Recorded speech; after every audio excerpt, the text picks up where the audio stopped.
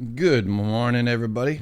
Well, the weather's not too great here, but it is like June gloom. But I'm not gloomy today, baby. I had a few hours sleep. Man, I think I slept maybe 7 hours last night.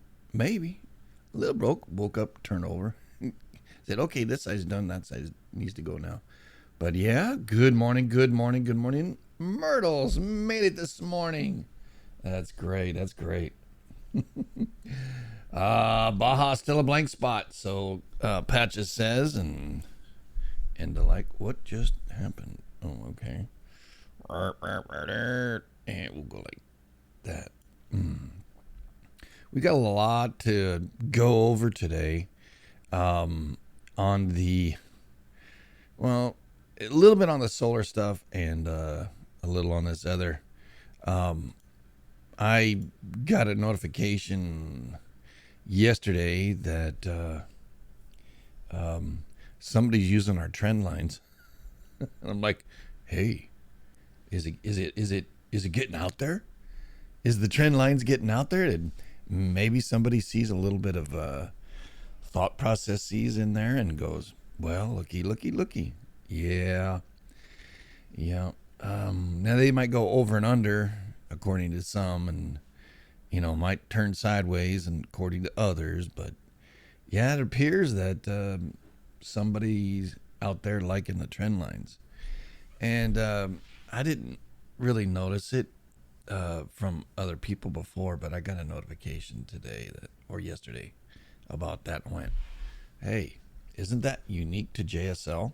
Isn't JSL's people here talking about that? And I went, well, all right then. Maybe we do have a little bit of an influence. Yeah, we're a very small channel, very, you know, uh, uh, concise and loving group of people here, and we ain't the dummies. We may not have all the answers, but I think it's interesting that it's some of the stuff that we're saying here is getting out. Now I don't watch other channels. It's just against my deal, man. I have to shoot from the hip, and I got to be clear-headed and empty-minded, and then to take a look at it and go, all right. But if I see a trend over time, then I'll talk about that. But y'all are free to do what you want, and I know y'all do. It's all good. Um, but I think it's a pretty darn interesting. Double Scoops has made it back in the house for 28 months. Look at that. Look at that. Double Scoops. That's my boy right there. Yep. Um, yep. I kind of took the weekend to recoup. I went to a ball game yesterday, and wasn't a ball. I mean, it was a ball game. It was more like a football game, but it was a ball game. That's funny that 42 said that earlier, and I go, well, that's exactly what we thought. It was a football game. My gosh, it was fun. Although my team lost, but it's kind of an afterthought. When you love baseball, you gotta love it, and it was nonstop action. And boy, um, you know, it was exhausting. Yeah, I started my morning about 5 a.m. and got up here, come on here, watch what's going on here at JSL, and try to prepare for the week, and really couldn't because I was just so exhausted. And then went to church, and then went to pick my brother up. Well, I picked my brother, then went to church, came back, picked my dad up, had lunch, and then went to the game. So yesterday was like a busy day. Then we came back and we watched.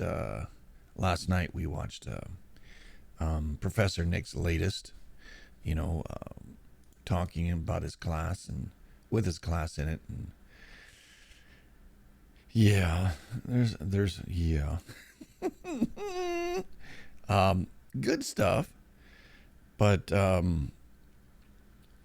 it's and then I think we saw a few other things going on, um it's good. Now I don't know what the heck is going on in the Well, even Mary Greeley's touching on the auroras now, which you gotta love Mary. She's out there hustling, man. I appreciate her. Um, yeah, and we watched. Yeah, there was Teaching Geology 351. Do you know, if you've been here with JSL since the beginning, that you've had that not less than four upper level geology courses? It's almost as though you go to the college and you audit a class, and you don't get a grade. You just sit there in the back and you look at it and watch it and learn. Uh, that's the difference between most channels out there and our channel. Is you get a bit of an education as well. It isn't just me, flapping my gums, chattering my teeth and um, you know, trying to get you to see things my way. I see things my way, and I present it, and hey, sometimes it works, sometimes it don't. But the chicken leg surely is working, and the trend lines are getting popular. And it's not a rocket science, I don't think. Maybe it is. I don't know. But if you've been here at JSL for any length of time, you've gotten to where you know more about geology and how the plates move and how volcanoes work and how earthquakes work and how they, the Coulomb stress, and how the sun does its thing, and how it affects our planet, and how it affects the not only the weather but the other aspects of our planet. I'm not saying it's directly involved in earthquakes, but the charging of our planet, the positive and negative ions, and how it appears to vibrate like guitar strings and along these paths of magnetic trend lines, and maybe even the lineaments a little bit. So JSL, you've learned over 900 plus episodes. I think we're on our, I want to say 900. Hold on here. 925 up there, probably 926. About 927 now would be today's. So 927 episodes.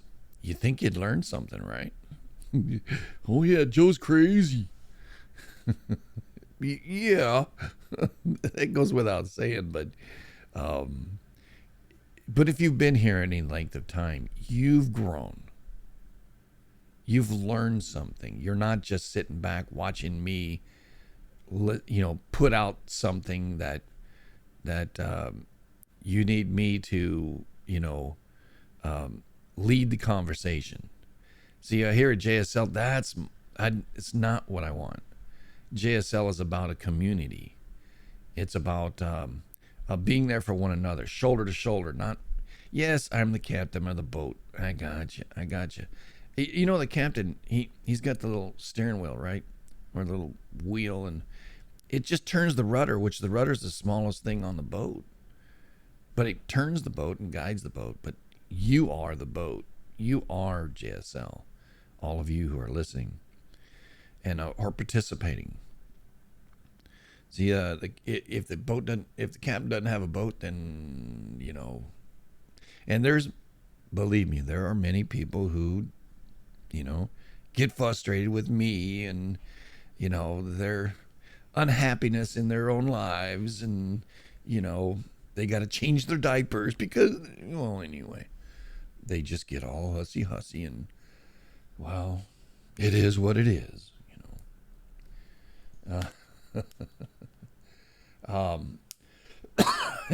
the Earth's the only flat planet in our solar system. Well, if you believe that there is a solar system, I don't know. I think there's the Truman Show, right? Are we living in the Truman Show? Or are we in the Matrix? Red pill, blue pill. Yeah, I'm kind of scatterbrained this morning, eh? It's all right. Well, just had about a half a cup of coffee, and it's not particularly strong. It's half a cup of coffee. Coffee. I have not even seen, other than the M1 yesterday, I've not seen anything happening. So, it's like, hey, wow, man, this is crazy. Or this flat if you have a second map. Oh, a 2D map. Oh, okay. Harrison, we're on Harrison Bergeron now. All right. All right.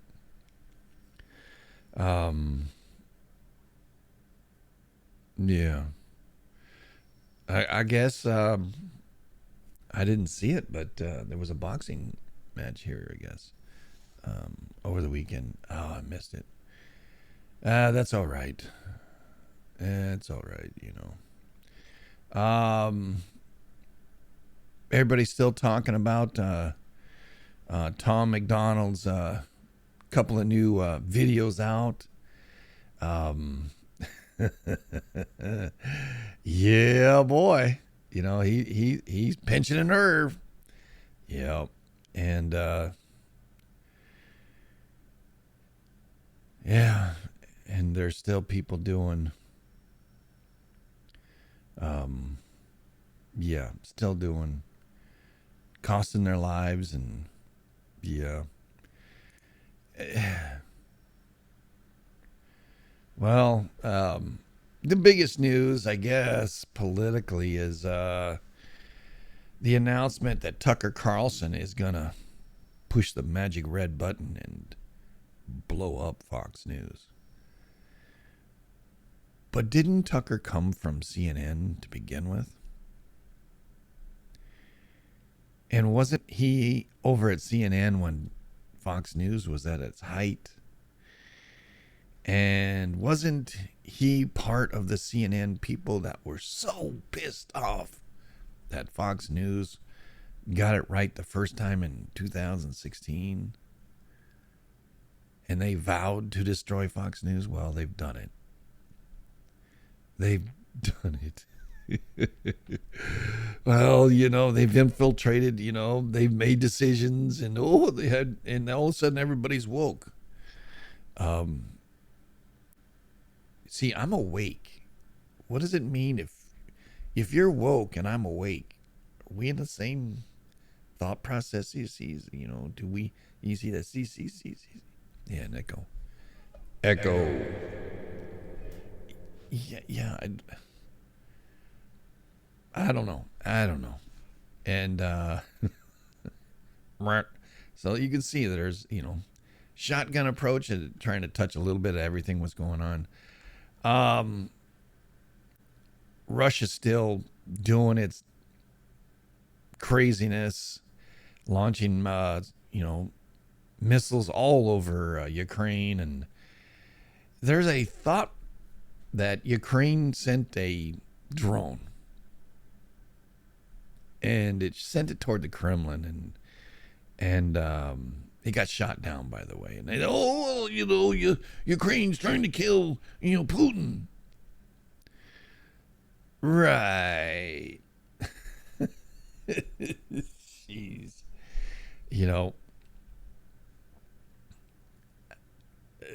I don't know, man. And then there's other stories like, hey, man, you want to get on a hypersonic jet, get across get over from the west coast of the United States to Europe in an hour or less, hypersonic. Yeah. What happened to the darn airplane over there in England? It took off and then it hit some birds and then completely destroyed itself. So birds are a problem when you're flying. And if birds are a problem when you're flying, are asteroids a problem for astronauts? Is space junk? Yeah, boy. Living out there in space or going up in space, hey, I'll tell you, there is so much freaking junk up there. You can talk about junk in the trunk. Oh my God. What we've done, humanity, not just the U.S., China, England, France, all of those who have satellites up there, India, Spain, Australia, Russia, China. If I said this, I just throwing out there. All of them, Japan, they've all left junk flying around in our. I don't.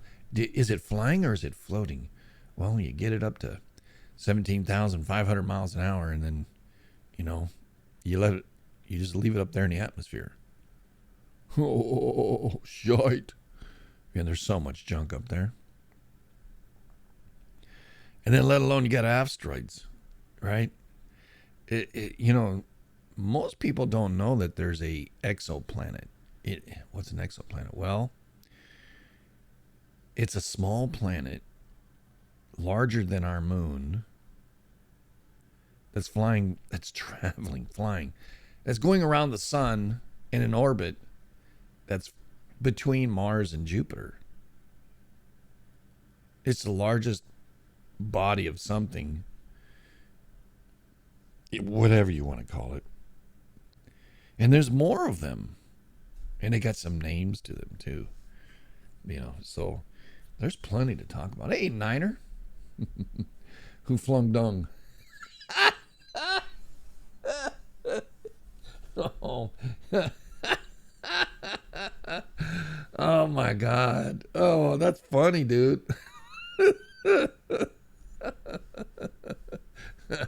All right, Niners got it today, baby. Canada's talking about upping the carbon tax to deal with wildfires. Oh my God. Good morning.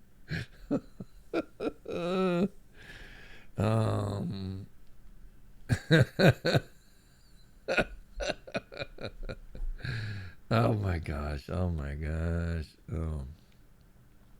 Bomb tech team in New Mexico now flying taxidermy birds with bombs in them. Well, all right. Taxidermied. Okay. Do it. Oh, well, all right. So, all right. Yeah. Ban smokers. I know, right? I smell hippies. Yeah, there was plenty of hippies around there. Yeah, there's plenty of hippies out there. Another note. Friday we had a little impromptu hangout, and some of you that were here, usually Fridays are like the most slowest time here on JSL, and well, it was Cinco de Mayo, and I wasn't doing anything, so yeah, I'd talk with Clem, and then we're talking probably a couple hours and go, well, there's nobody out there. Maybe there is, and so I put him on, and we just BS'd and we laughed and hung out. Clem and I, this is what we do, man. We I wouldn't say it's shop talk. It's more just, or shock talk, as one or the other. I guess according to from which perspective you were, but yeah, I mean, Clem and I, we talk quite a bit on the phone, and he lives across the darn country. He's as close to Canada as I am to Mexico. And that's pretty far out. So, and he's way over there, North Dakota, and I'm in SoCal. And, he's got one extreme weather and I got the other. But on Friday, his weather was warmer than mine. And I was like, wait, how does that work out?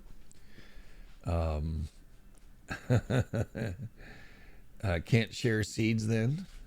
I don't know about those. I heard other people are selling them, but whatever. $5 a seed. Are you kidding me?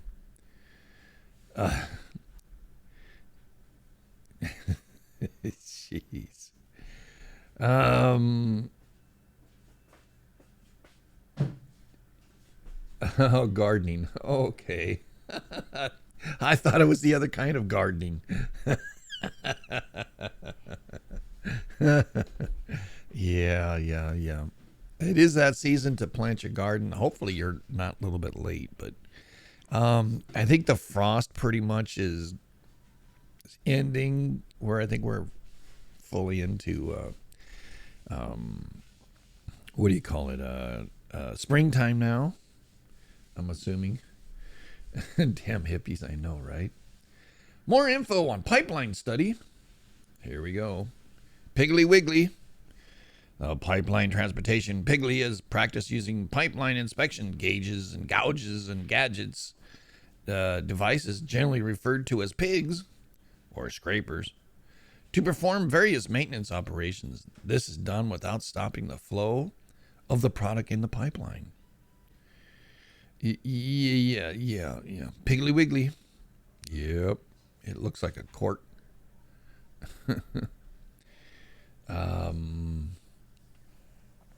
Open a window. Why? You pulled my finger? Oh, anyway. Let's say good morning to those who've come on a little bit late here. It is 7:41 already. 40 minutes into this thing. I'm just getting started, baby. I'm a little bit hoarse from screaming at the ball game yesterday, but good morning to Clem. Good morning, Susan. Always a pleasure to see you, sister. Good morning to Tim. Good morning, Patches. Good morning, 42. Good morning, Red Wagon. Nice to see you're listening. Good morning, Niner.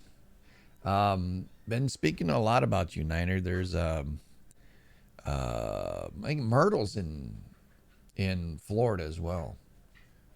I think, and I was saying it. Oh, my boy over there, Niner. He's on the Panhandle, and the city name escaped me. I apologize, but I can find it on the map. But I just couldn't remember the name. No, it wasn't the Piers, or it wasn't any hippie stuff. It was just I'm getting old. I don't know. I was tired. Still am. Good morning, Comanche. Always a pleasure to see you. I was checking you out over there on Facebook, and seeing your family there. That was wonderful to see. Good morning, Canuck. Always a pleasure to see you, bud. Margie is cool. God, you gotta love Margie. Yeah, make sure everybody prays for Margie. She's looking for a place to live. Whether or not she buys the house she's in, or goes elsewhere, she says she'd like to have some guidance and some help. She's up there in Oregon, and she's a lot of fun. So she's a family member here. We love her, and yeah, you can have a. I don't know what the fish symbol looks here. We'll have to see in a minute. Good morning, Croatian dude. Always a pleasure to see you. Flutter Girl. I don't know. I think Flutter Girl needs like a big S on her chest, like Supergirl. Flutter Girl. Well, I'm not going to put a big F on her shirt. That wouldn't be right. But maybe a big S, So that would be. It seems to me like she's a rockin' mom here. Good morning, Scooby. Good morning, Denise in the UK. We might have a bot there. Good morning, Snarls. Nice to see you, my friend.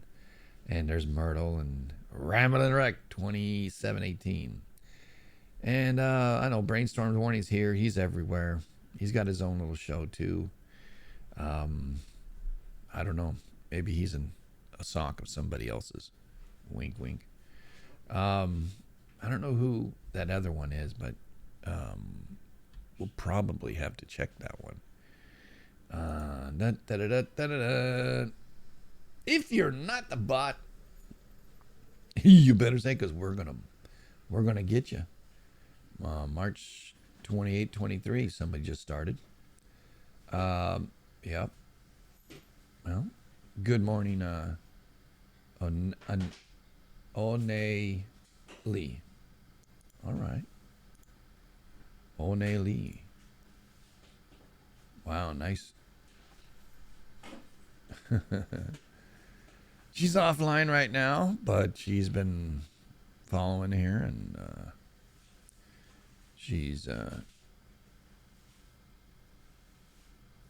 yeah, not sure what she's about, but yeah, I like the background with the animals. Yeah, cool, cool, and yeah, got the Unabomber always going by. Every morning, the Unabomber in front of my house here, he goes by. He's got his hoodie up, and he tries to drop bombs in the middle of the grass area there, and he knows I'm there watching him. Milkman Doom has made it in the house. I'm not a bot, but I play one on JSL. No, right? Nobody knows.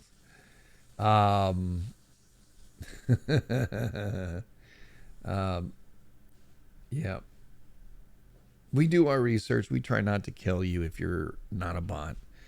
But I think we've got a record of, I don't know, about 500 bots we've killed. We'll melt fast here.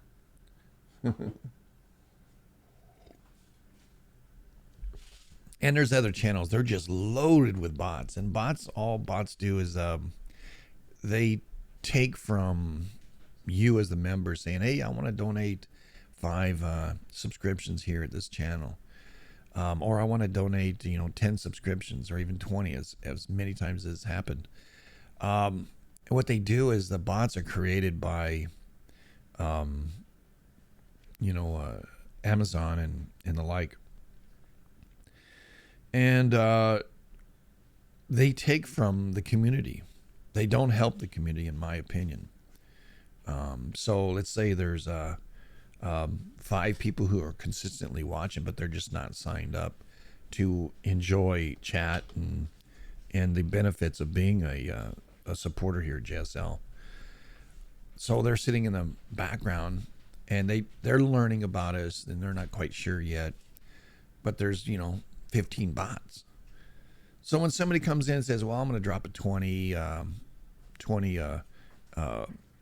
subscription bonus to the channel, all the bots get up first, it appears, and then 1 or 2 maybe the others. And I said, that's not really fair. So early on, I suggested that you would find out who's out there and do individuals. Number one, it saves you money. And there he goes again, freaking Unabomber.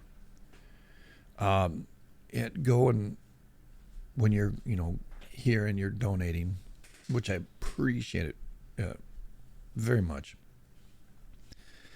that you do it for people who family members, so to speak, or ones that are right there, or you've seen on there a little bit, and that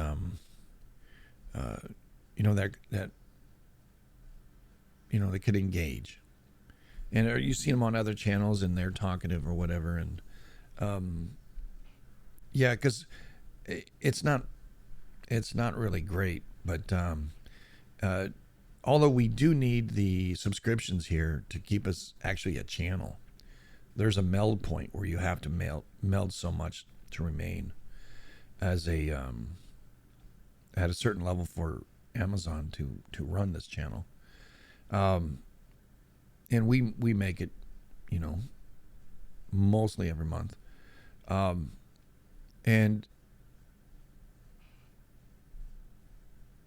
But if they're sitting out the bots and they're doing that, then it takes from the channel and the people who are here listening and participating and enjoying. So, because it's not necessarily about me.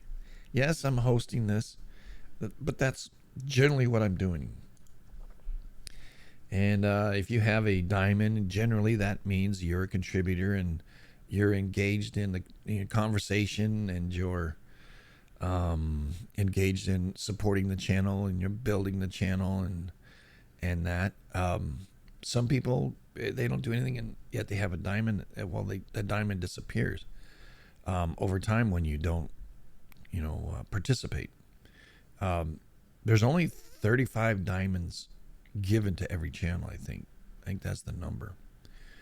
And so it's a VIP. That's all a diamond means. A VIP it means, you share. And in doing that, we also have a monthly, the last Saturday of every month. They moved it from Friday to Saturday. The last Saturday of every month, I open up a online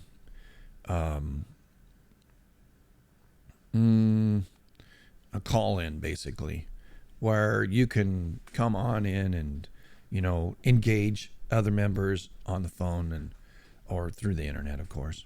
But you do need a sound card and speakers so you can hear yourself, preferably a headset and a mic. You don't need video because we don't do video, and I think your anonymity is important and you respect for that. But if you want to show it, it's up to you. There are some people that don't mind showing a little something, but that's a joke. But the Unabomber's back 3 times, huh? Yeah. Don't worry. Yeah.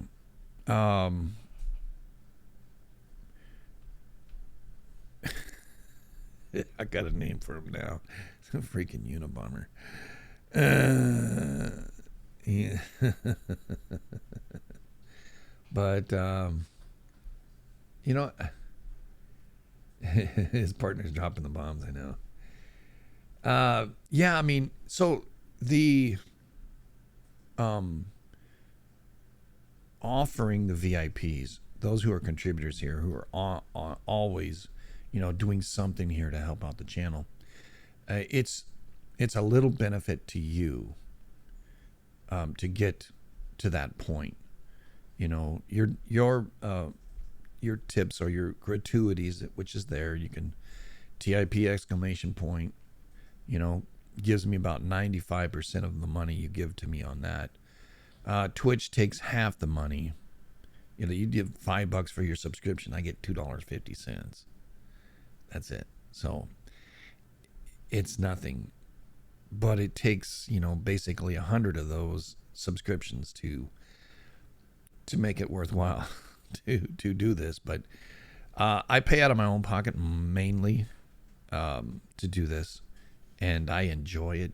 I enjoy your friendships. I don't go to movies anymore. I used to. I go to ball games now and again, and that is about one a month, maybe 2 a month. When my team's in town. But aside from that, a little house cleaning, I guess, is what I'm talking about. The most people don't really know what goes on here at Twitch, and how things are organized and how they work, and it's a and how this whole system works. So being here now, September I'll be here from 2019. I started the channel as a backup for next door. And when that site would go down, do whatever, if he shut it off or was pissed off and had his period that day, or got attacked, or the Blackhawks came over and laser brained his antennas, or shut off his internet, or whatever it was, the attacks, the multiple attacks he had, And I'll tell you the truth that when I started the channel, I had the same thing going on. It was very, very unstable. And I beefed up my system, and I beefed up my system. It took me, you know, several $1,000s to do. And I used my own money for that, and had built up a pretty stable platform. And periodically things would happen, and it's like, hey, what the hell? And then he would go back up, and I'd turn mine off, and he'd go back down, and I'd turn mine back up. And that went on for, I don't know, from September to December. And I realized, what the hell? And it was frustrating at the time for me, because I'm into the material that we do. And I want to know more about my planet. And I'd ask questions, and the questions wouldn't get answered. I have an inquisitive mind. I want to know why. I want to know how and what. And you know, he said, I'm just not into teaching, and that's for somebody else. And I said, okay, I see the perfect place for me. So January 1st of 2020, I started JSL as a 24/7 channel. And from there, we've moved on, and we're approaching, I think it'll be probably somewhere out in, what is it, 30, 60, 90. It'll be right around September that we'll have 1,000 episodes here at JSL.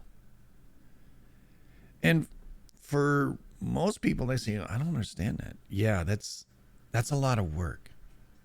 That's a lot of talking on my part, and a lot of engaging with you.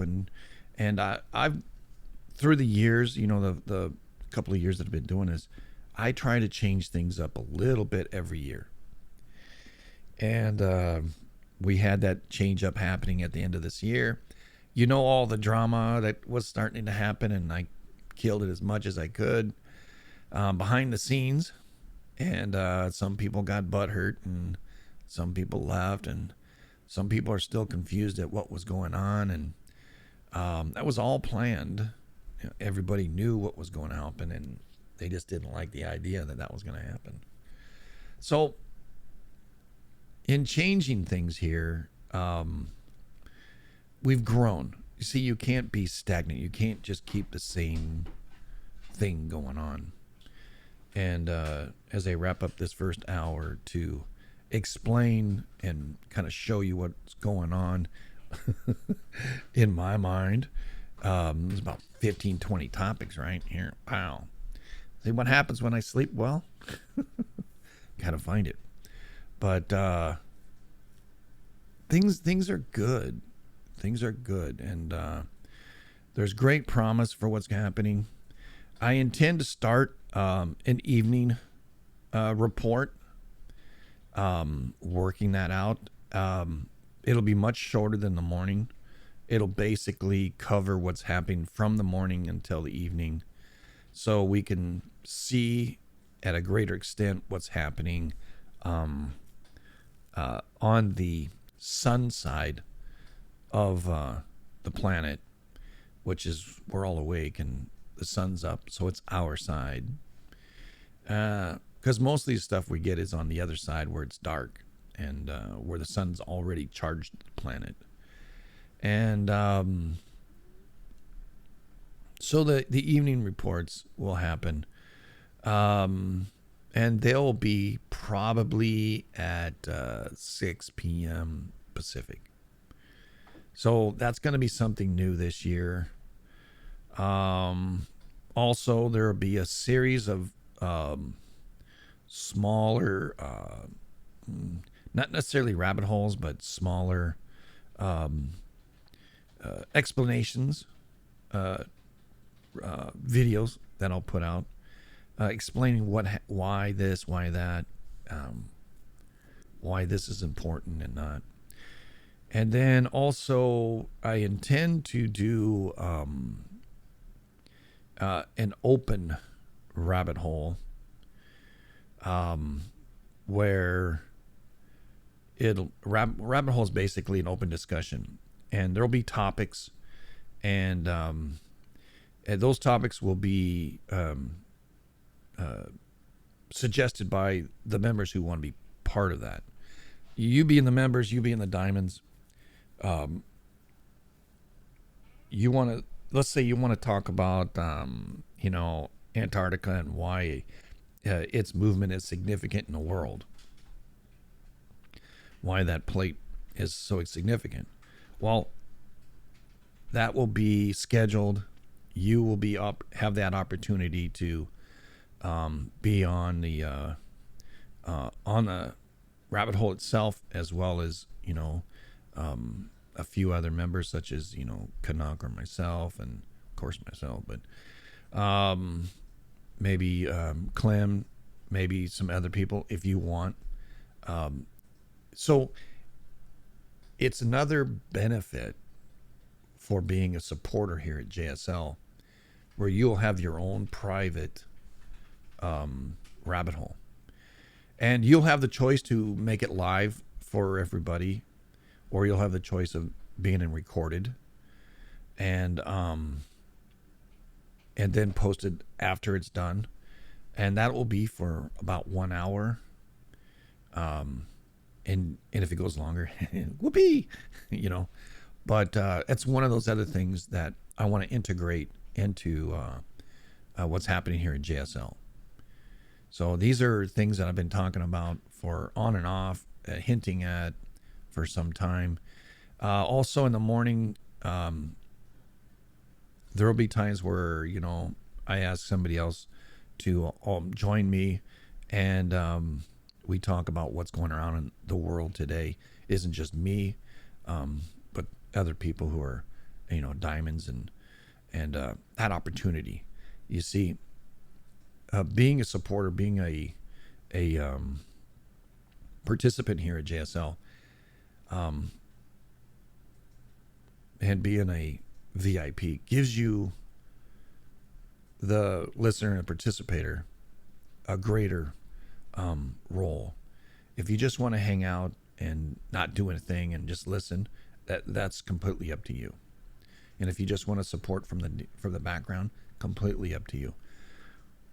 But to grow the channel, it's going to be more things, more community oriented things, and the like. And they're having a 3 or 4 person rabbit hole private. Hey, yeah, it could be just a suggestion. Maybe I'll open up suggested topic suggestions, and then we'll start tackling them.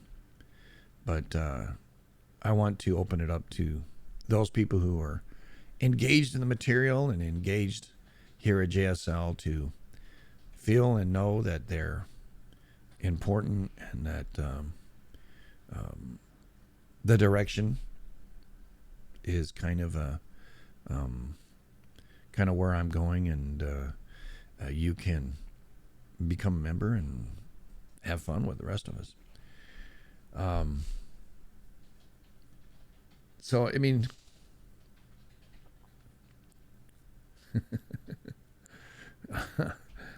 that guy never sleeps. Clam, he never sleeps. There's no doubt. Well, that being said, let's get right into it here.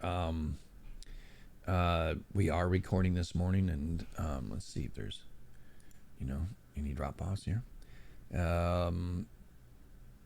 Yeah. So, risking the point that somebody else will use what we're going to be doing here. Hey, whatever. Thank you for supporting here at JSL. Like I said, we'll hit our 1,000 mark probably sometime early September, late August, and yeah, we'll see what happens there. Maybe some more giveaways or the like. It's something I can do to share my appreciation and love for all of you. But yeah, All right, it's what 45 minutes into this recording. All right. Um, let me turn that on like that. Solar wind right now, 546 kilometers every second. Density is about 9.25, 9.33. Density is a proton density from the sun right now. We've had an M1 flare and a C9 flare in the last 24 hours. Check this out, man. It's pretty wild here. Yeah, you can see that. See that? That absorption going on. Look at that. Crazy. Look at the absorption. That's right. Our Earth is absorbing what the sun is giving, man. So let's check out this one here. Here's the red, right? North-south on this one here. This is the wind. It's buffeting our planet. You can see 600 plus. Boom, boom, boom, right? So if I push the play, you can see the wind. How the wind hits a magnetosphere here. It's computer generated, but you know, looking at it. This is from looking at the top, looking down. This is looking from the side view. And you'll see, as the wind picks up, you'll see the waves coming through here. Then you can see it back in the, there they go, there they come. Yep. So you can see it's picking up. Proton density, you see, you know,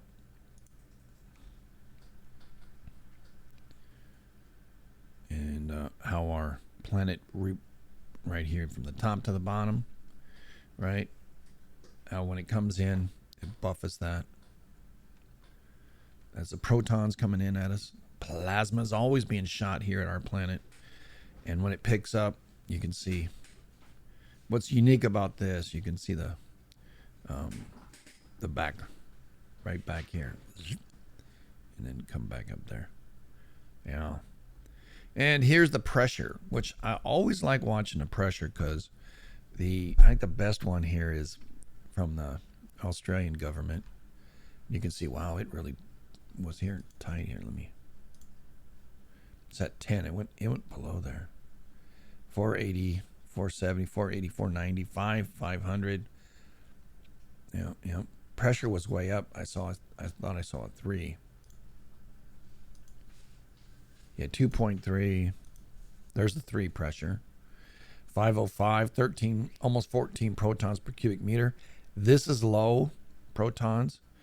I have a theory what it needs to be for larger quakes to happen, but if it's been happening for a while, then that could build up like stress, the more pressure you put behind something, eventually it breaks. The solar wind being at 500 right there, the dynamic pressure is being at 3. It's squeezing this here. And it's like you put 2 magnets on your desk, you push them together, and if they're the same polarity, they repel each other. If they're different polarity, they draw each other in. So it's the same kind of thing that's happening here, in my opinion. And we'll stop that one. And you'll see greater is the deeper red, less is the blue. As you can see, the north and the south coming in. You can see the pressure upon our planet right there, right there. It's those type of events. This little thing in here gets red. How it's orange right now. It'll go red. You see, watch it. It'll be one point where it goes red. You're turning red like that. That's pressure. And pressure being here in the ground magnetics last night. Oh man, was it deep red. So we're watching this too. This is the magnetic ground perturbs, all right, the ground level. And you can see when the sun moves across, and right now it's out here, and we'll show you that too.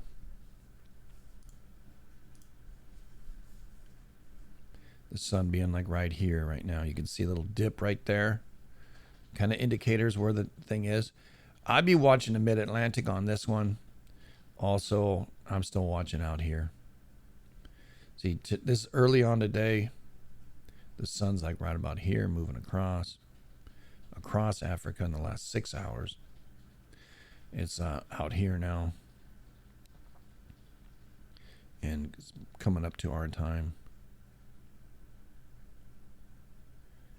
Yeah, I'll be looking somewhere in this region right here for something to happen today, and maybe in the next day or so.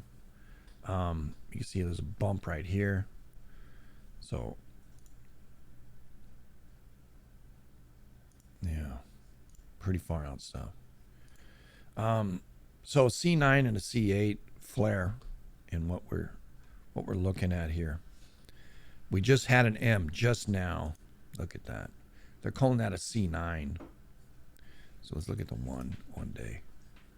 And now that's right at an M. It reaches the threshold.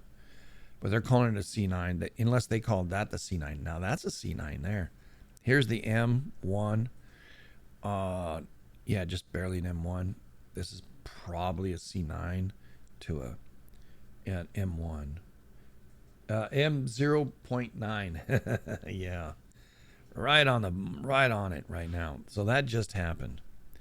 So if we look at stereo and what's going on with stereo is a satellite that looks at the sun, and I look at that because we can put dates on it. You know, what is today? The 8th. Yeah. And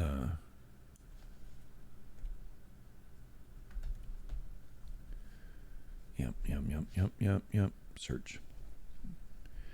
And you can see what, wow, oh man, that was a fast one. It was a fast popper.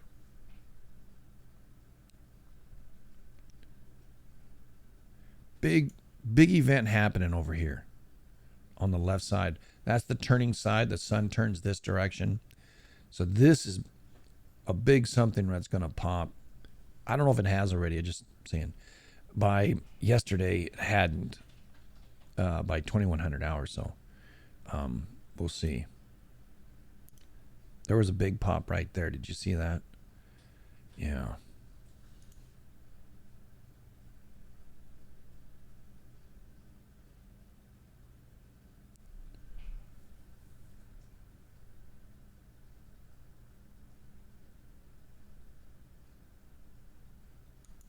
Yep, there it was. I didn't click it right enough. I'm trying to catch it.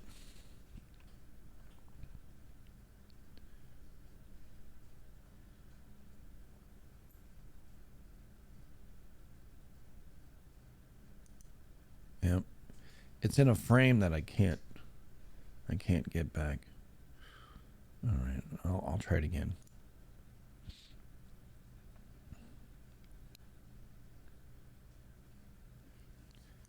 You see all the white, right?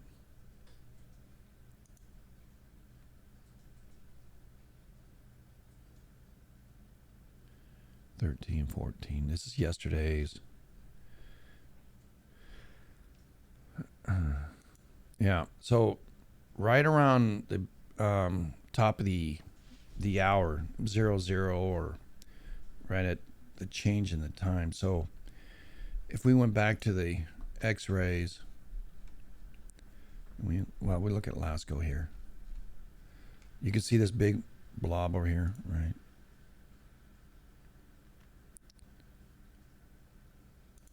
There it was. It's a halo. There's another one and another one. Looked like one went away from us and one came at us. And there's another one just released. Can't tell. This is 2D, so it's really hard to determine whether or not. So we show this side here. There it is. See it? Right? It's not a full halo. So that means it's on the north side of things. Right? You can see how it's all the way around almost. So that's like out in front of us or above us. See, it goes all the way down here. And this is a little bit late. That tells us that it's more concentrated on the northern side or above us.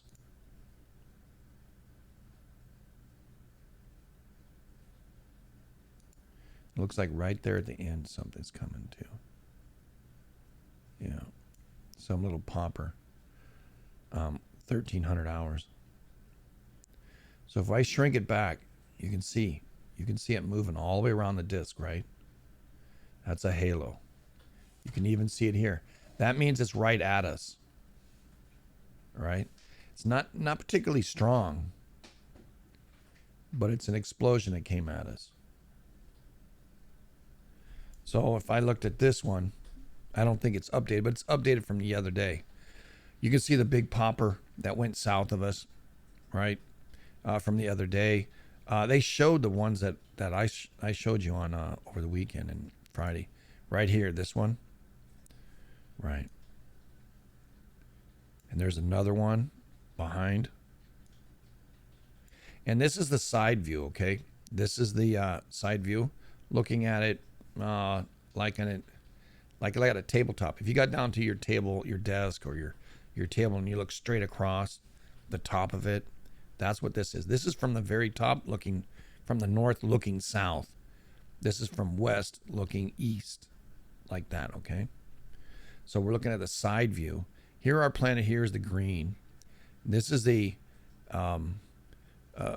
blast of plasma coming at us, right? So there's two of them, boom, boom, boom, a three maybe. And you can see down here, this is wind velocity, right? So this one down here, pretty fast, blowing, right? And then as it reaches our satellites, these are satellites here with us, and it's hitting the satellite, and it's just about to clip us. It blasts through us on, sometime tonight, late today, tonight. They're figuring 2,100 hours. This is predictive. Now, it can happen sooner or later, but as you can see, we get clipped. And yeah, this has been updated. I don't know when the date is. But as it goes through us, there's another one coming at us, much smaller than the one that was at us and before, from another M, kicking out some wind towards us. And you can see some of it went south. They don't have the northern one. Maybe that's the northern one right there. And you can see, yeah.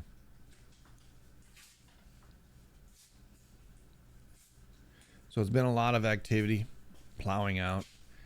And why is that important? That's the question. Why is the sun stuff important to us? Well, everything. See, here's a little one that popped. I think that was the one that's the little M. Maybe not. Maybe that's the little M. Somewhere around 1,100 hours. So 1,300. 9. Somewhere in there. Maybe a popper, yeah. Look at the radiation here. Oh, wow. Kicking up. Proton flux is kicking up. Yes, sir.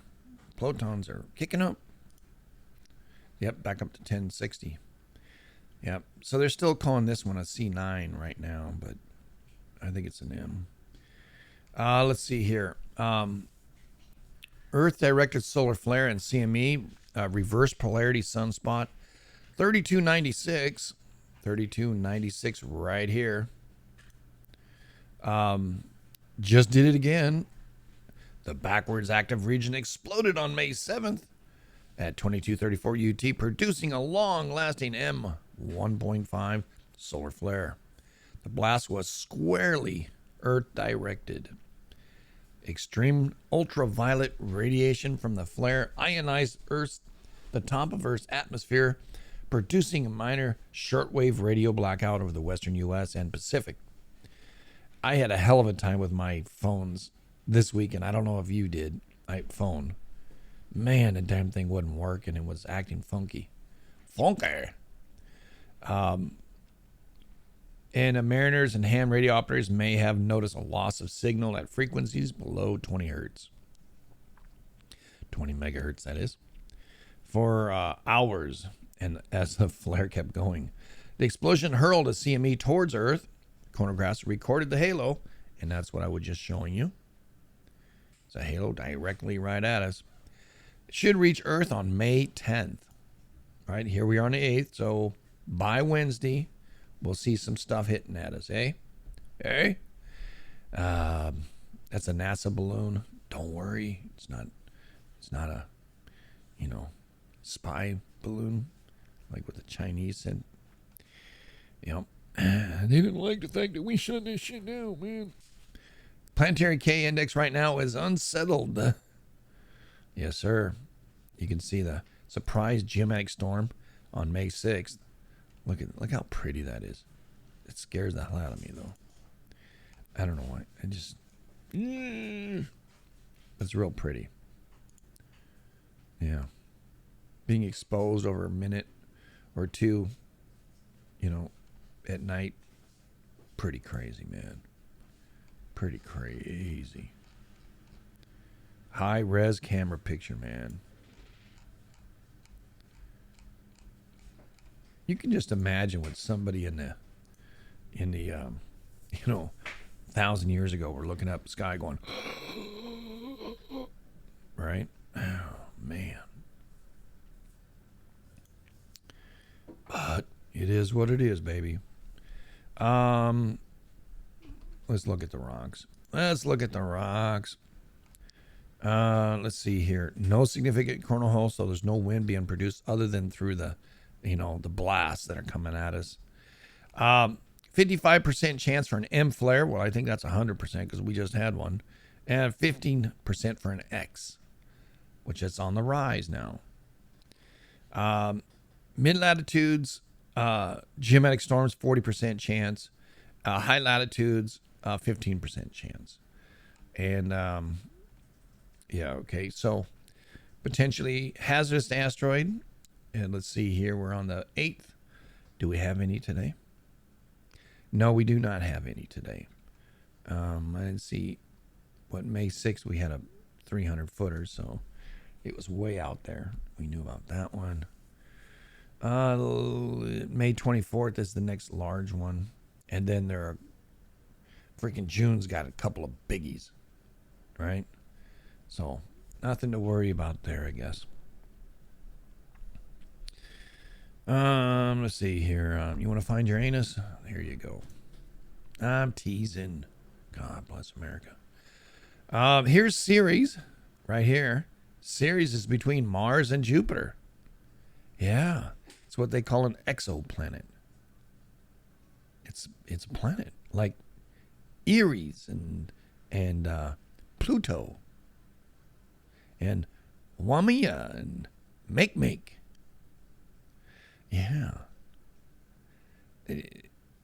It's not planets. I don't know, man. I don't know how big Ceres is. But here on this side, Uranus is on the other side of the sun. Jupiter was in view, and now it's out of view of what when we're watching the sun. It's it's coming this way, and Saturn too, and so a couple months later, and you'll see. And it looks like Mercury is right into the sun in the morning. Venus will be probably seen in the morning. Yep. Do we have any drunk Chinamen out there? Huh? Yeah, CCP guys out there in the water. Yeah, I don't see them. It's funny, after we called it, they're not out there anymore. They're all up here going, oh no, freaking, the world is against us. And the world is uniting, saying that China cannot have Taiwan right now. And Taiwan or China is wondering, how are we going to get it? And they say, well, don't interfere. It says, well, too bad. It's not. Island wants to be free, and it's free from you. According to the International Court. And the only reason it's an international court is because the world's pretty small. I don't see any Ruskies on this side either. Or, Brazilians or whoever they want to be. And I don't see anything in the middle. Nothing's bouncing, nothing's shaking. How about Twitter? Here we go. Some vibrations out there. Ooh, good song. Central Oregon, up by Salem, and down there by Eugene, and way out there in Vancouver Island, and down here in Southern Cal or in Northern Cal. Yeah, baby. And that's yesterday's. How about the day before? Yeah, a little bit stronger. Stronger concentration here in Northern Cal. And then again on Friday. Look at that. Yeah, Vancouver still popping. I wonder what's going on in Vancouver. By Nookie Island here in Gold River. I wonder. What's going on up in here? And then, well, of course, down here in Vibration Land. I don't know. Put it in a chat there and let me know what you think. Power outages here in the U.S. Just Illinois. I think it's due to the storms that went through last night. We had some tornado stuff. Speaking of tornadoes, let's see. Do we have any going on right now? Any alerts? No alerts right now. Just some weather in Kentucky up there in north of Chi-Town and through Louisiana. All right. We could check out what's going on here. You can see I was watching last night. So we have a little bit of noise up here. No alerts right now, which is really good. It's early in the morning. We'll look at the COD real quick. And dirty. Got some weather out here. Push this thing, go. Right here's a problematic, just east, northeast of Dallas-Fort Worth. Got some problems I see that's going to pose some problems this afternoon for us. Probably in the Missouri, Arkansas, Tennessee area. I don't know about this other stuff here. The Gulf has got some attitudes here. Hurricane stuff. Don't see anything in the Eastern Pacific. Eastern Pacific and the Atlantic. Nothing thus far. Really good idea. So back in COD, if we went global and we said east and looked out here, we see some weather out here. But you can still see we're still in a different type of weather pattern. The trade winds haven't changed yet to go the opposite way. So look in the central part. Yeah, see, it's still moving this direction. And this hasn't started moving this. Very odd. We got some strong storms out here in the lower Pacific or Central Pacific off the coast of Nicaragua and stuff like that over the Galapagos Islands. We'll see there. You'll see them up in here.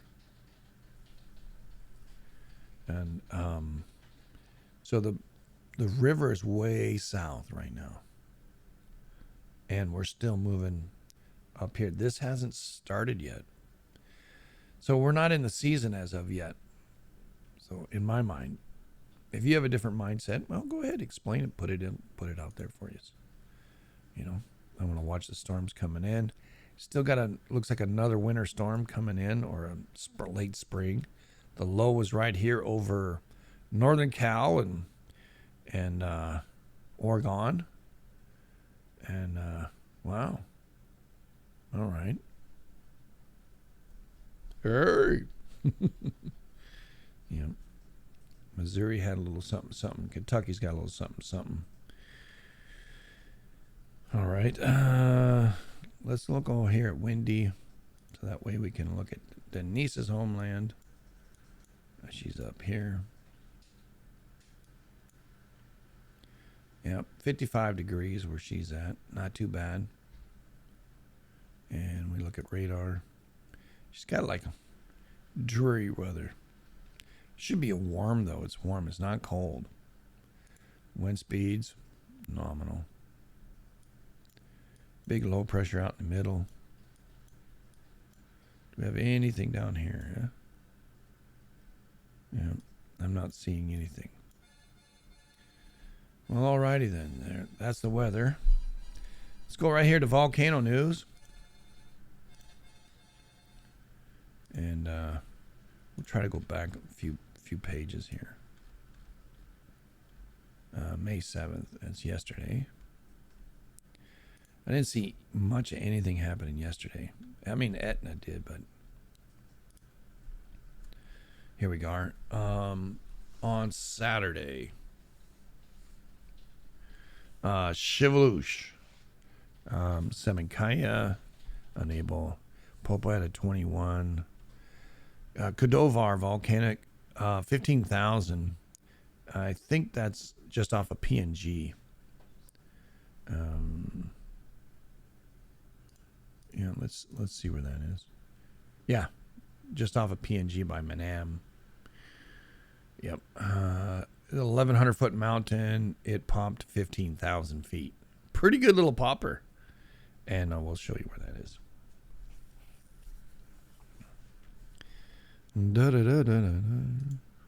Let's go to volcanoes.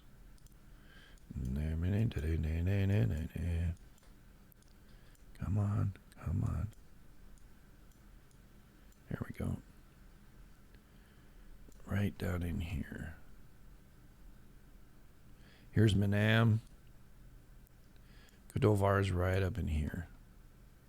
Right there. Hey, wait a minute. What happened? It's right there. It's off.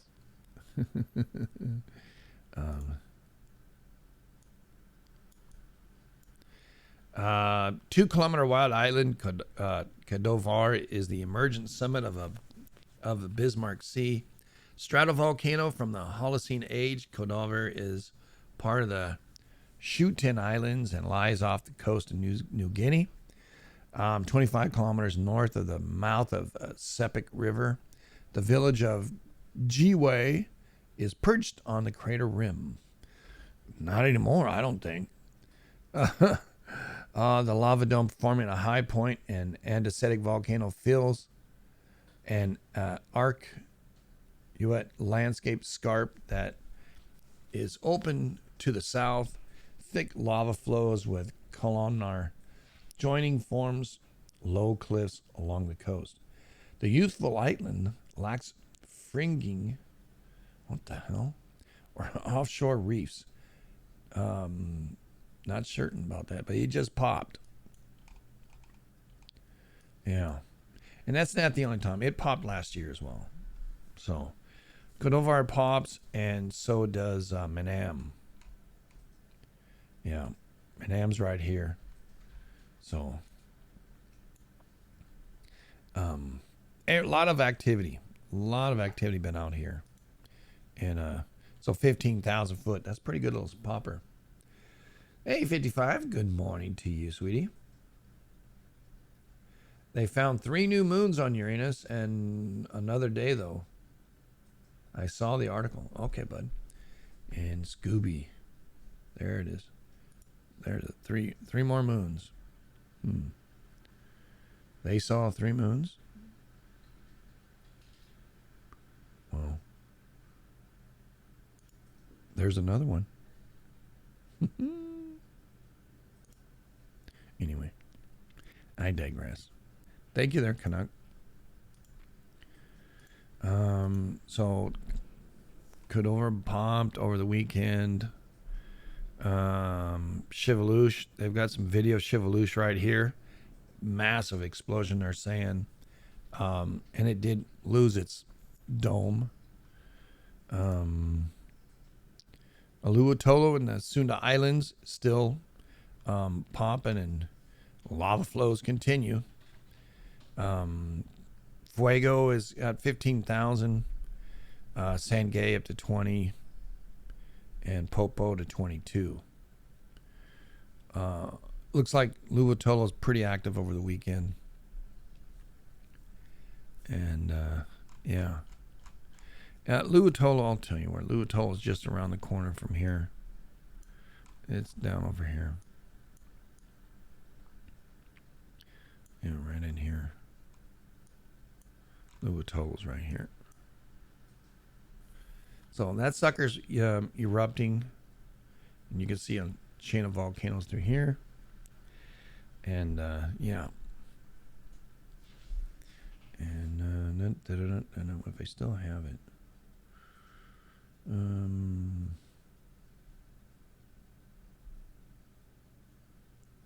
No, I don't. I'll have to organize that a little better. So let's get right back to it. And that's over Saturday. And on Sunday, the 7th, look, we have Popo to 24 from a 17. Reventador 15, it's small popper. Fuego, a little stronger, 17.5. Sebenkaya, unable to detect on the armpit of South America. Katla, swarm has slowed down. The alert status is lowered to green. Katla's down here, and they're just saying the noise, is background noise, is normal.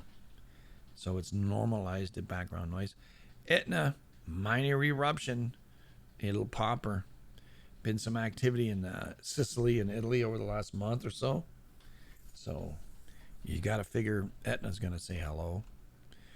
Simiru, 14 out of a 12.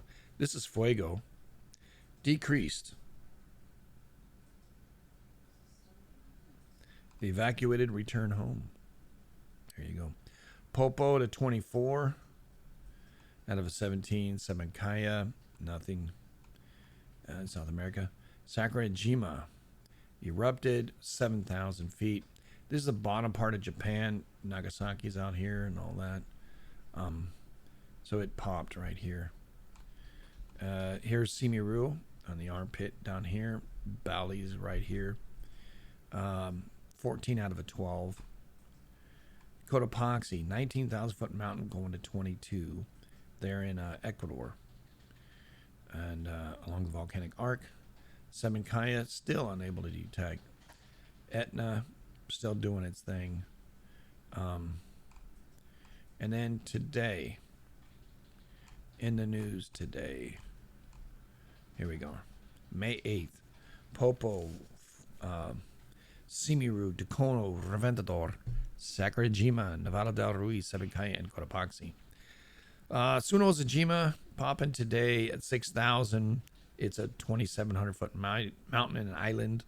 The stratovolcano that's popped up just south of the main islands of Japan. About 5 little islands popped down there. Sebenkaya, 21,000. Bottom of Peru. Reventador, 15,000.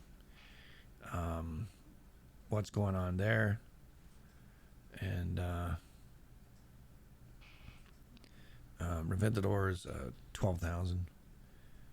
Popo, 20,000 out of a 17.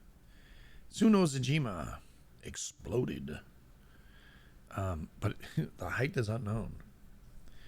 But it's popping. Probably about 7. Nevada del Ruiz. They're in Colombia to 23. It's a 17. It still has issues. So it's not, dying off. Simiru, 14 out of a 12. Ducona over there in Halimar continues to stay at 7,000 feet in eruption, shooting up gas and ash flow. It's like a 4,200 foot mountain, and over there with Ibu on Halimar, which I'll show you where they're at. They're just right up in here. Here's Ibu and here's Decono. Both of these are popping. Nice plane flight that flew across here, took pictures of them both at the same time, one picture. And it's kind of a trip to see both sides of the island going off. Yeah, that was a really cool picture. Reventador. Sporadic emissions. Cotopaxi, 19,000 to 22 estimated. Nevado del Ruiz again to 22 out of a 17 up there in Colombia. Pseudo-Zajima exploded in 4,000 feet, 2,700 foot mountain. Up here is where Sakurajima is, so there's like 5 little islands. 1, 2, 3, 4, and it's the 5th. Popo, 17.5, so it's not a whole lot. Not a whole lot what's going on. So I don't know if that's any indication of what's happening earthquake-wise over the weekend. But we'll touch up over the weekend. We'll start with I don't know. I don't want to start with on the 5th. I want to start with 6th. So we'll start with the 6th. And it's the 5th. Here we are. All right, so Saturday, I'm just looking for force, northern Colombia, pretty deep. It's a 4.4. Northern Colombia. We watched Northern Colombia for sure. All right, so the volcano is down here. Bogota is the highest altitude major large city. He's got like 2 million people, and it's like 13,000 feet up there. So it's crazy high. But here down here is where the volcano is. But that chain of mountains is still, doing its thing. Argentina, 4.1. Not a lot there. Fiji Islands came with a 512, 4.4. So we'll watch how many Fijis. The second Fiji came in at 591. We're looking for a 5.3 or below, within 1,000 miles. But 4.4, Tulud, Indonesia. 5.0, Chiapas, Mexico. Pretty deep, 180. And yeah, that's a 5 up in here. Interesting, because the chicken leg stops right about here. This here has all got to respond to this arc from the plate, the Caribbean plate. So that's probably what's going on here. It's a pressure from North American plate crunching on the Caribbean plate, with the Cocos plate smacking into it as well. Let's see what else.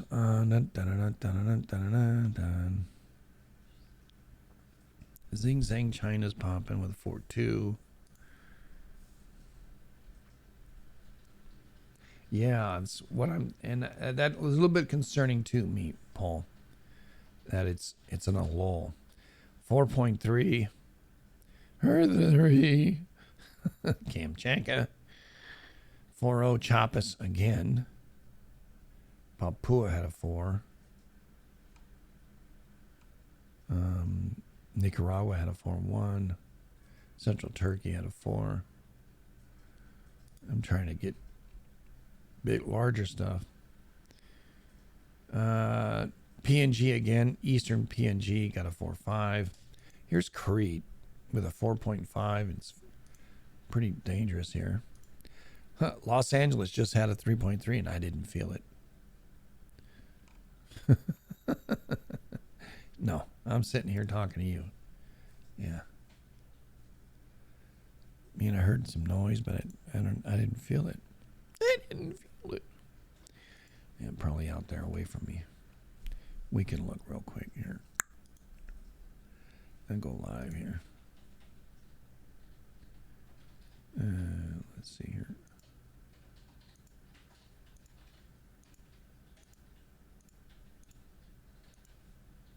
No. I'm not seeing anything.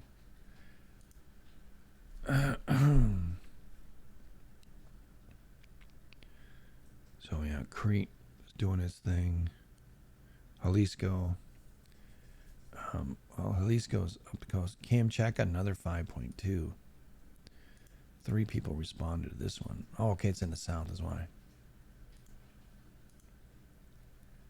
Greater Los Angeles, 3.3. Greater. That could be Ridgecrest for all I know.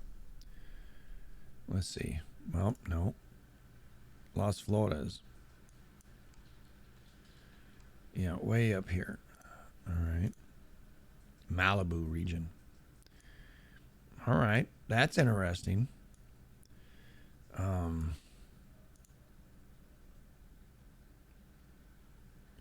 Santa Monica Fault or the Malibu Canyon Fault.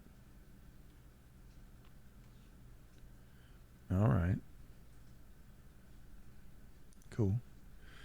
We'll see what happens there. We'll be watching that one. All right. Java again. Kuril Islands had a 4.2. Molucca Sea. I heard Molucca Sea a couple of times this weekend. So right up in here has gotten busy. That would lead us to think that that's the reason for Dacono going a little bit busy too. I'm a little bit concerned with the Philippine region though.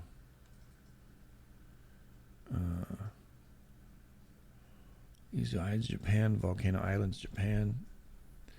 That's on the eastern side here. I mean, western side. Timor, south of Timor. South of Timor. Let's go ahead. 4.6.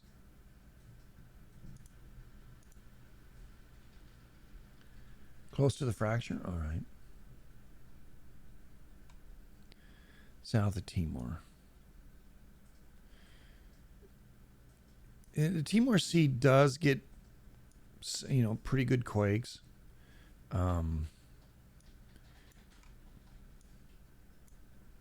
There's the stretch here, yeah. No.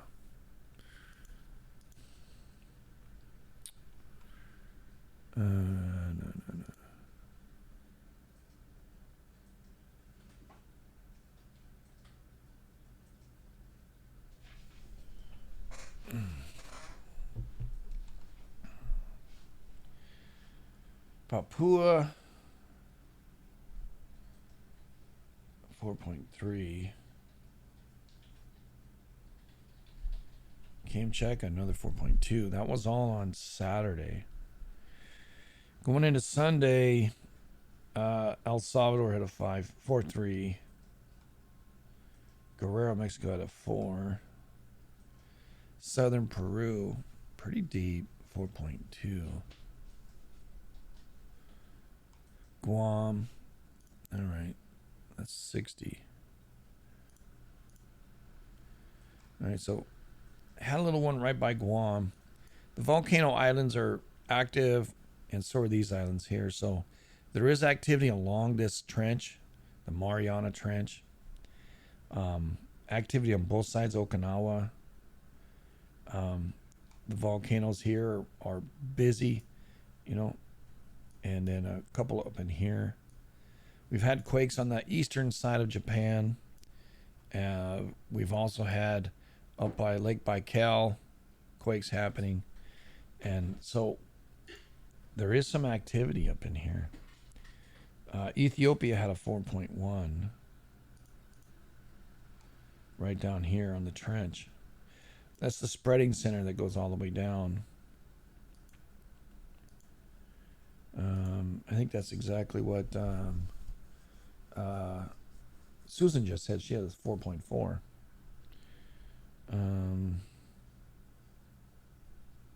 Was there? Okay, bud. He said Canuck said there was an Egyptian quake too. 4.6 in Augusta, Chile. Talud, Indonesia, 4.1. Antofagasta, Chile, got a 5.2. That's a pretty significant quake. Yeah. Right into town, boy. They felt this one. Oof.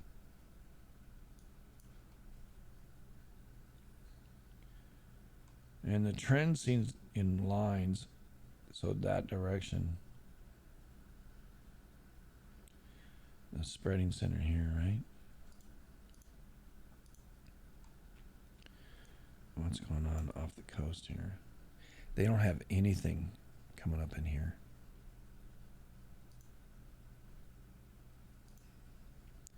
Right there, right into Peru, which you can fall all the way out.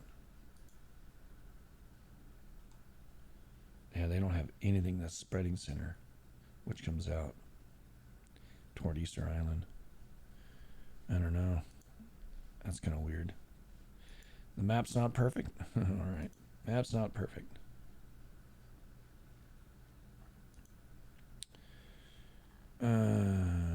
So that's a 5-2 in Chile. Juji, Argentina, that's pretty common. 200 thereabouts. 4-4. We see him so much, that's why I just gloss over him. So, don't want to get bogged down. We're already at almost 2 hours here. 4-2, Oaxaca. Whoa.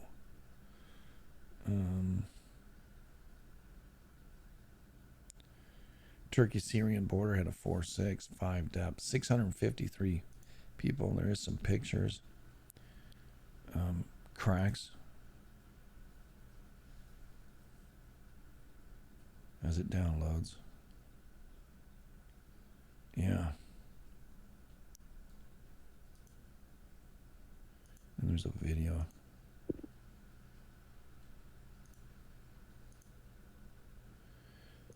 Or whatever.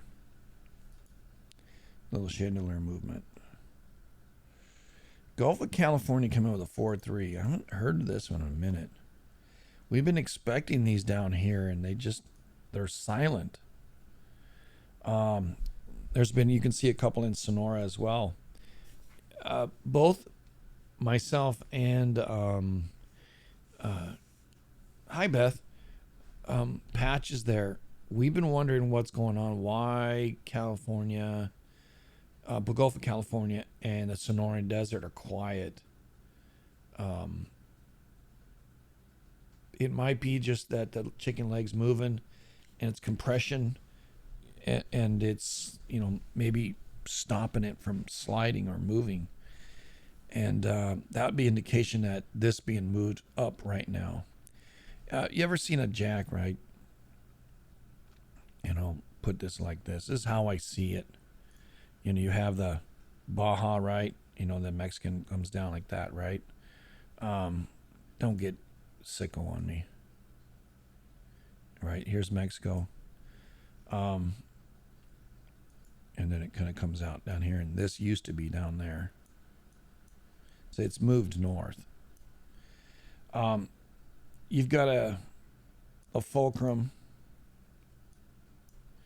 and you got like a pump on either side. When this goes down, this goes up. Kind of like what's happening side to side here with Mexico. When this goes up, there's a force of gravity that pushes against it. When this goes down, there's a force of gravity that pushes against it. But also it has a force of gravity pushing down with it. So I look at it like the rising side is compression.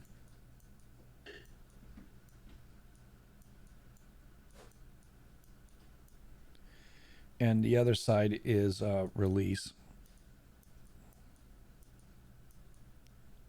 Except for down here. That would be compression. This meeting this. But the release is what I'm referring to. So if the United States, Baja, Mexico, down, right? And then Florida, and up the East Coast. There's a fulcrum in this area, which part of Nevada would be here, Arizona would be here, New Mexico, and then Texas, right, whatever. This section, West Texas, New Mexico, Arizona, are part of what I would consider a fulcrum. When Mexico moves this way, we see compression along the coast of California, and that's just how I see it. And then this side is released, so there'd be more quakes over here. But when Mexico moves this way, meaning because the plates move faster. I mean, this is moving. The plate's moving at what, 90, and the plate's moving in here at 60, and then this is moving at like 20, and then this is moving up like at I don't know, like 25 or 27, and then this is also moving down.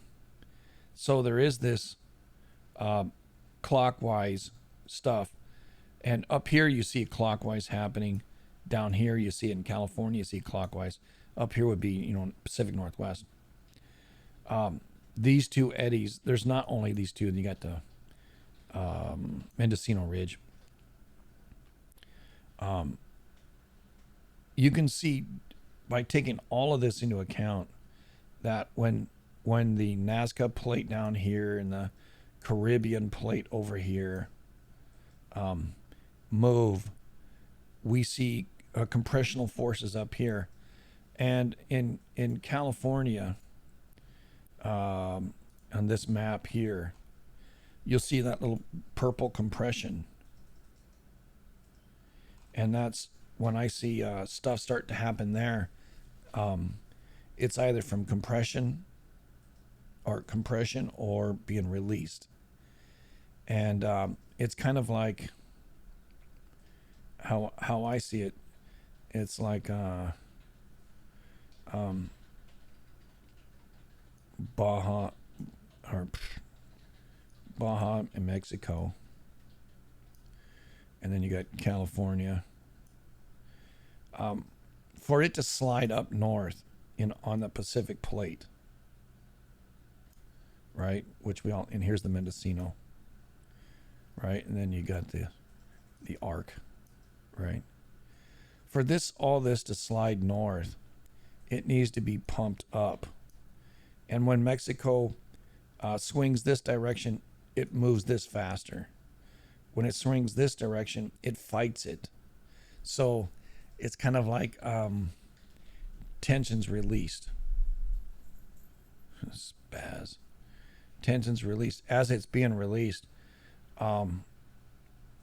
it on this end over here, on the West Coast, when Mexico was being more forked that way, it releases the tension through here, and so we get smaller quakes. We get easier sliding, right? So it's not larger quakes. But when there's compression, I'm more inclined to think it either gets more locked up, and if it breaks, it'll break heavier quakes, or it will be just keep locking up more. So when Mexico's moving, that direction, you can see what's moving 25 now, moving in 60s out here, 90s out here, 26 down in here. So it's moving faster. So it doesn't like move always at a constant. Everything's not moving at a constant. And what I've observed is that because of its the way it is, it moves differently. And its movement, Mexico's movement, is kind of like it pumps this north. It's one of the, and this would be in the fulcrum up here, it pumps it more north in increments. So it moves over here, pushes back up, moves over here, pushes like a ratchet. There's the spreading zones in here. It's like a ratchet, so it's ratcheting this north.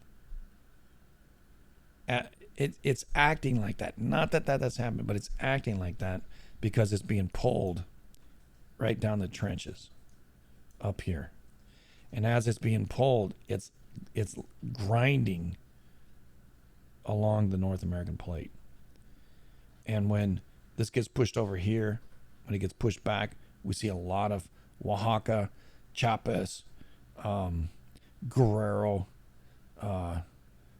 Jalisco, Colima quakes. And then we see a lot more on the inside there of Mexico, which is down here. We see a lot more Veracruz quakes. And this whole section is thinning right across here. And you can see where the plate boundary is right here, kind of goes like an S. That's how I see it.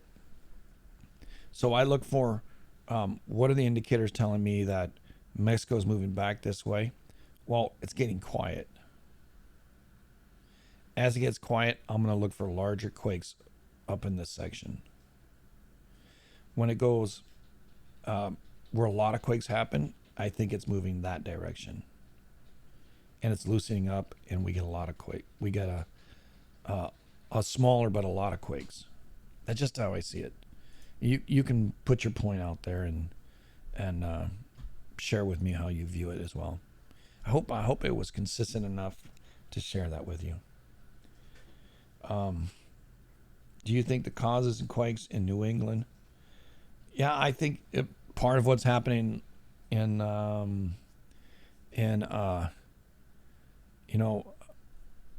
the up the East Coast has a lot to do with Iceland, and we see a lot of quakes happen through that lineament that comes all the way through. You notice we haven't had very many quakes along the East Coast in the last couple of months. It's gotten kind of quiet. But we've seen what on the Rick James Ridge, right? Was a few months back. It's been a minute now. The Rick James over here, which is busy as all get up. And as that was busy, we also had a lot of busyness down here. A lot of busy through Texas. We had several quakes through the East Coast. I mean, obviously we got this little 2.5 in Georgia now, but that would tell us something, right? Now Iceland is quieted down. We did get some activity up here in Jan Mayen. We've actually gotten some activity up there in the Canuck land. But you know, we can watch all these big quakes and going, okay, what's going on? Well, we have to kind of, you know, like off the coast looks like there's a quake too now. 3.4 came in today off the coast. So that's interesting. That 3.4, I wonder if it's before or after the one down here. What's the time date on it? 103.50. 23.29. Look at that. This one hit first and then that one. Interesting. This doesn't show the plate very well, I don't think. But you can see activity come down the East Coast into Mexico. And then as a result, you see stuff going up the north. Now, it does come on this side, come in, but often I'm seeing it more rotate on the inside. We'll see earthquakes like up here in Canada. We'll see a lot, you know, through Montana, Idaho. Idaho's been really quiet lately. Utah, really quiet lately. Yes, there's this periodic quakes, but it's been really quiet. Even Wyoming we've seen some noise, and we've seen some noise down here in New Mexico, down here, of course, but in Colorado, we've seen a little bit. That would suggest that that split, moving north, is taking. I mean, it's moving at what a pretty crazy speed. A 92 and a 69 is 70. It's moving pretty quick. And this isn't moving it so much, but this is moving faster down here, right? 25. 76 is moving down here, right? Taking all these numbers into play, that is how come I see what's going on. We should start to see a pickup of quakes here on the West Coast, and just by what I'm observing. Now, does that mean it's necessarily got to start up in Iceland? Iceland's gotten quiet. The Rick James has gotten quiet. That's why I'm looking for activity out here in the Atlantic. The Atlantic needs to pick up, then Iceland, then down here, and then over. That's just by observing. That's all. It doesn't mean it's gonna happen that way. Just that's how I see it. So Gulf of California 4.3 is the first one I've seen in a while. Luzon, Philippines is it's in Philippines there, 5.2. Pretty strong quake over the weekend. Yeah, that area right there has been really busy. And I think there's talk about a volcano out there that's large too, that everybody wants to have. Vanuatu, 640 depth, man, wow. 4.2, that's the 2 Fijis deep, and then Vanuatu. Let's see where it's at. Xanadu. All right, that's kind of an odd place. Huh. Maybe the 2 Fijis started it up. I don't know. Let's see. Still in Sunday here. Lake Baikal, 4.3. Up in Russia. We were watching for that to happen. Malacca Sea again, 4.7. Oaxaca, 4.0. Guatemala, 4.3. So both Mexico and Central going at mid fours. And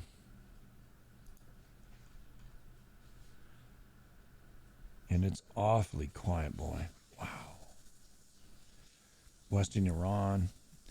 Watching that area too. This area right out here.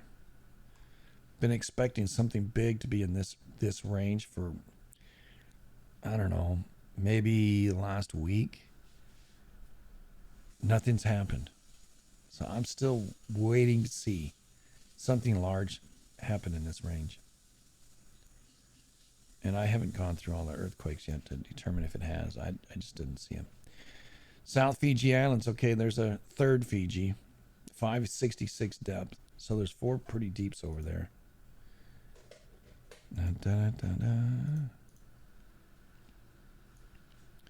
So we got deeps here and deeps up here along a trend line. We should start to see something off Japan, something deep.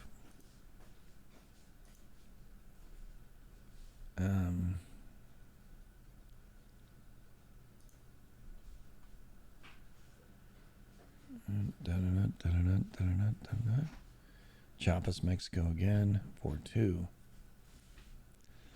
Off the coast of Kamchatka, 4.2. All right.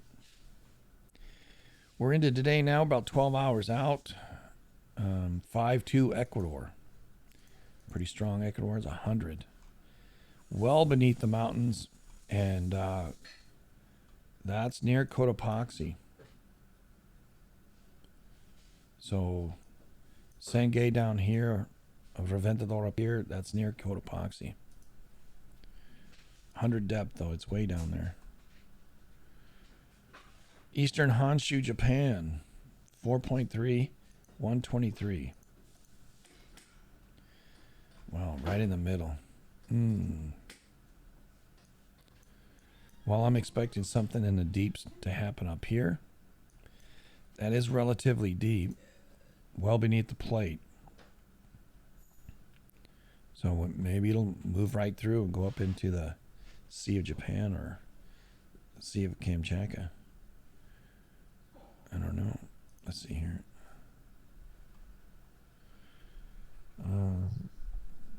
Let's see. 4.0 Oaxaca. Owens Fracture Zone, 4.7. That just came in. Well, it's in that region. That's a 4.7. Thought it would be a little bit north of that. Well, Owen Fracture Zone is going on. Ethiopia is going, so that makes sense there. The Ionian Sea got a 4.4. 5.8. Southern East Pacific Rise, 5.8. All right, that's moving into up here would be Easter Island. South of that, moving north. Pretty strong power. Yeah. New Guinea pumping for 7.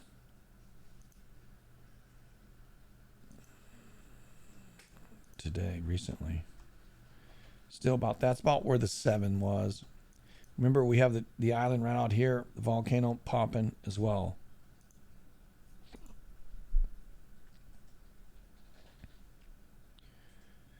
Off the coast of Chiapas again. Mexico starting to pick up. Concentration here in the subducted plate. For Mexico to move, that's got to subduct. And you can see a straight line right there. Mixing with this line. Yep. And then the curves. Right? As it slides, you're going to make these straight lines. And this is going to go underneath. As it pushes. Pacific plate pushing on the Nazca plate, pushing on the Caribbean plate, pushing on the North American plate. So all moving. It's very complex, but you can see kind of a little bit of a trend to help you call what you want to call. Costa Rica, a 4.0 off the coast. Colima, there's the one a little bit north. Yeah. Syria coming in with a 4.5. All right. That's well inside Syria. You can see the split here and the split there. We have seen some activity up by Cyprus. It's been very quiet. Syria again, 3.7 right afterward.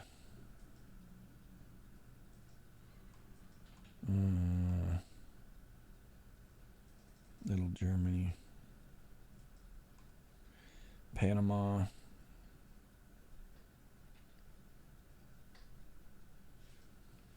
Cook Strait, New Zealand. Got a 3.9. That's in between the two islands. Here's an Egyptian quake right after a 4.4 Ethiopia. Let's look at the Ethiopia quake, and then we'll look at the Egypt quake. All right, so we had a quake over here, and we had a quake here. And pretty shallow. 4.2 Egyptian quake. Pretty strong quake. It's out in the desert. That's pretty trippy.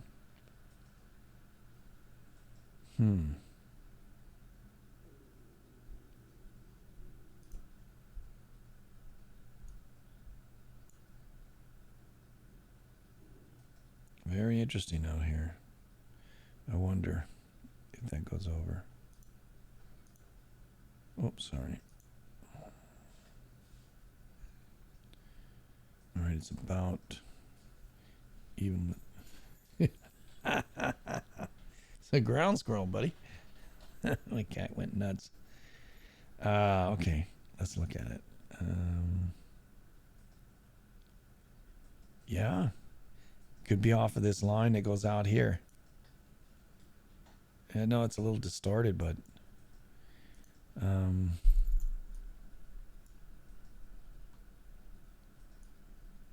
that quake happened out here in Egypt, and it's pretty along that line. Luxor would be along that line.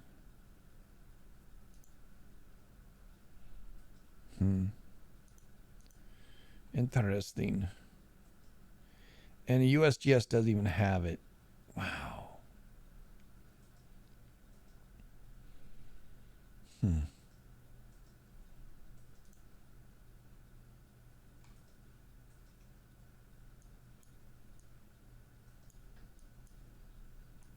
Yeah, it's below Luxor.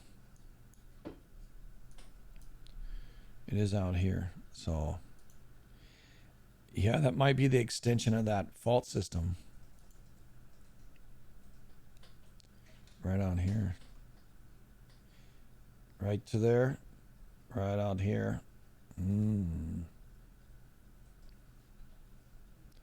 Right here is the quake. That's Luxor. I wonder. This break here, see how it just immediately breaks? What if it continues? Which I think it does. The mountain range shows something there. Along this mountain range.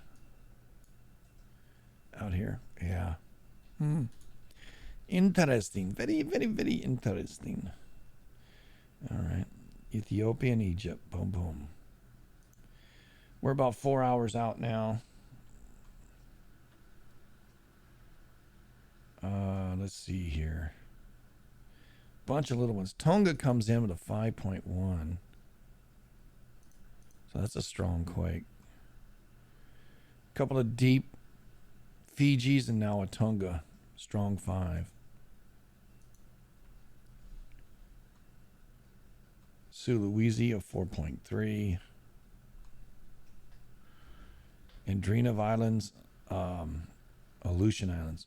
Are they way up there in the left corner? Nope, right here. All right. Still waiting for these other ones. Halmahera, Indonesia, 3.8. Yep. All right. Well, that'll do it for today. Jeez, this is a long report. And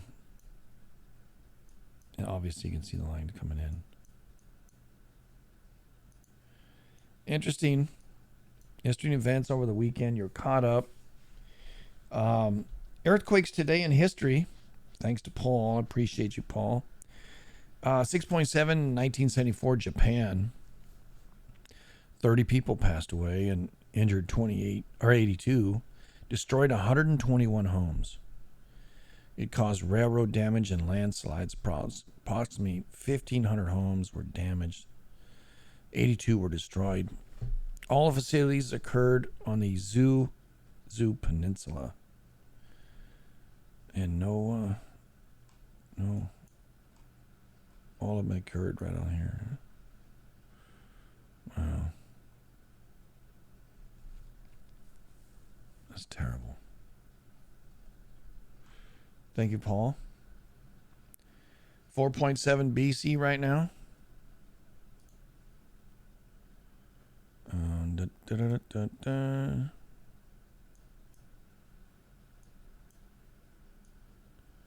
I'm not seeing it on Canada.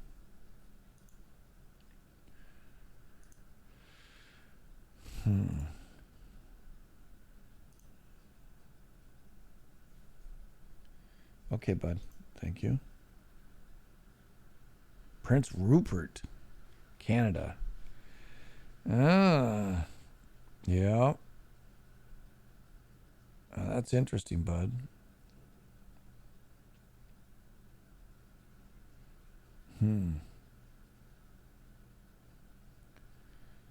Yeah, it happened 9 minutes ago. The Canucks don't have it yet. It happened right up in here. Oh, northwest of the fires. Yeah, let's very quickly go to firms and take a look. You can see southern Mexico really, really, really hot. Up the coast here, you can see where Texas is really hot. Concentration there as well. Southern Cal's got some concentration. Big fires all up in here. Let me see if this is the date today.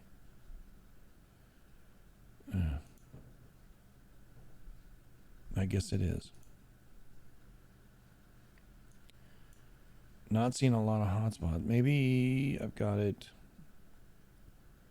Go to global fire map. Yeah.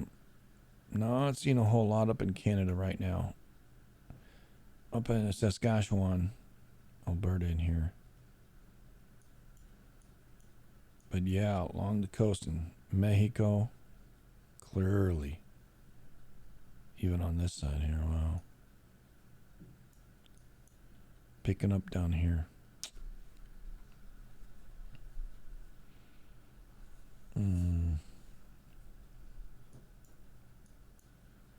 Yeah. So there ain't no fires out here right now on firms. If you got something else that shows differently, I'll post it there, Canuck.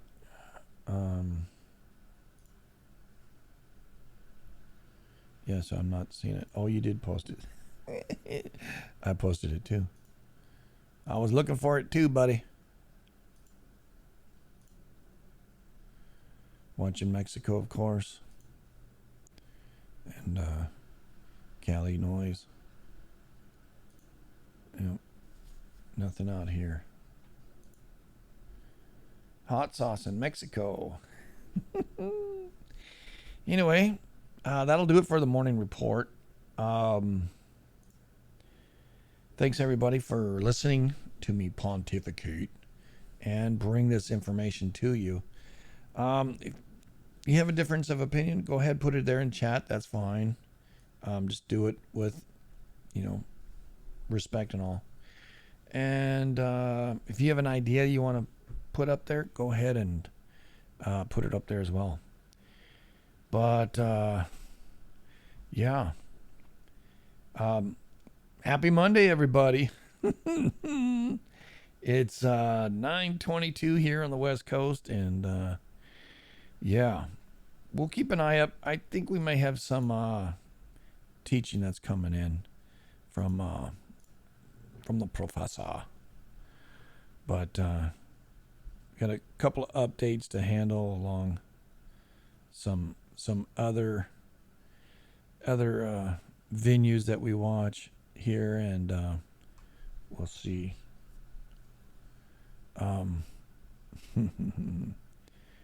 And yeah, let me see what do we got here.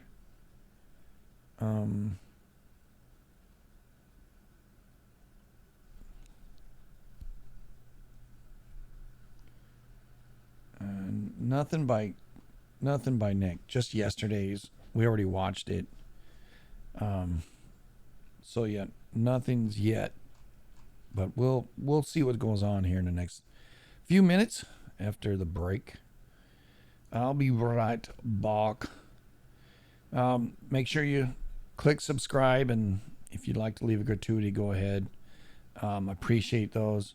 If you're over there on YouTube, I'm going to post this over there, so it'll take about 20 minutes. Also, I'm going to post this on Spotify. I know it's a podcast. This is a podcast / video, but